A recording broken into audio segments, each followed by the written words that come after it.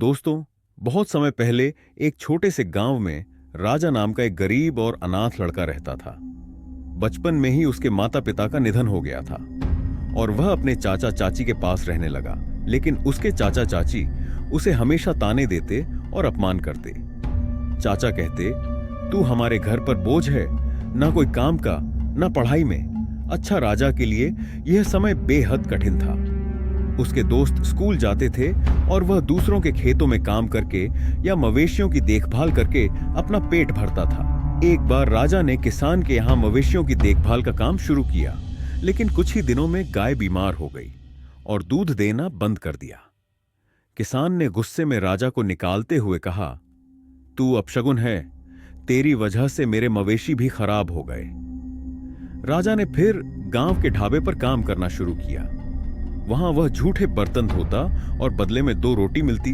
लेकिन कुछ ही दिनों में ढाबे का मालिक भी उसे निकाल देता है और कहता है कि तू बहुत सुस्त है, मेरे ढाबे पर काम करने लायक नहीं।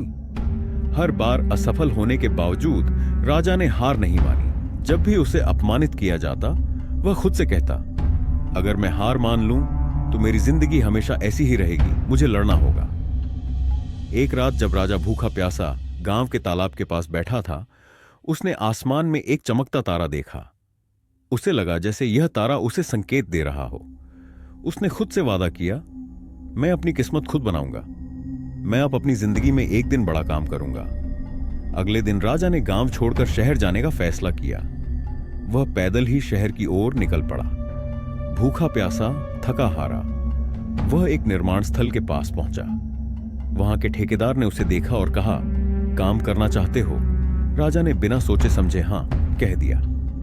ठेकेदार ने राजा को ईंटें ढोने का काम दिया। काम कठिन था, लेकिन राजा ने बिना शिकायत किए मेहनत शुरू कर दी।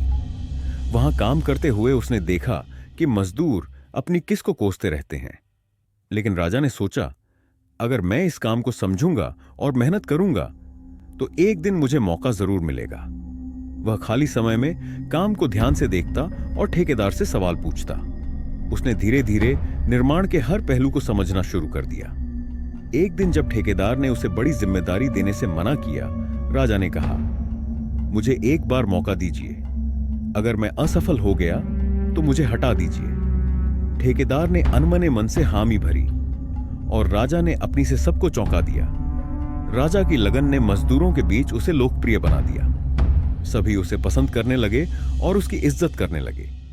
कुछ समय बाद मजदूरों ने मिलकर राजा को अपना नेता चुन लिया। नेता बनने के बाद राजा ने मजदूरों के लिए बेहतर परिस्थितियां बनाई और ठेकेदार से निर्माण के हर पहलू को सीखना शुरू किया। उसने पैसे बचाए और छोटी मोटी जिम्मेदारियां लेना शुरू किया। कई सालों की मेहनत के बाद राजा ने खुद का एक छोटा ठेकेदार व्यवसाय शुरू किया। धीरे धीरे उसकी मेहनत रंग लाई और बड़े बड़े बिल्डर उसके पास काम देने आने लगे। एक समय ऐसा आया जब राजा ने अपने नाम से एक बड़ी इमारत बनवाई।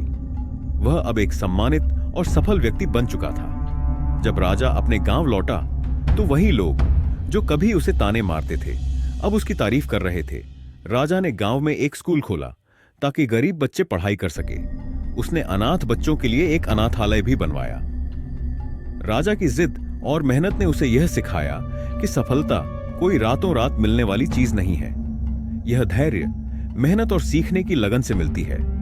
अगर आपको यह कहानी प्रेरणादायक लगी हो तो कृपया इसे लाइक करें, शेयर करें और कमेंट में अपने विचार बताएं। साथ ही हमारे चित्रकाथा 0 को सब्सक्राइब करें ताकि आप ऐसी और भी प्रेरणादायक कहानियां और वीडियो देख सकें।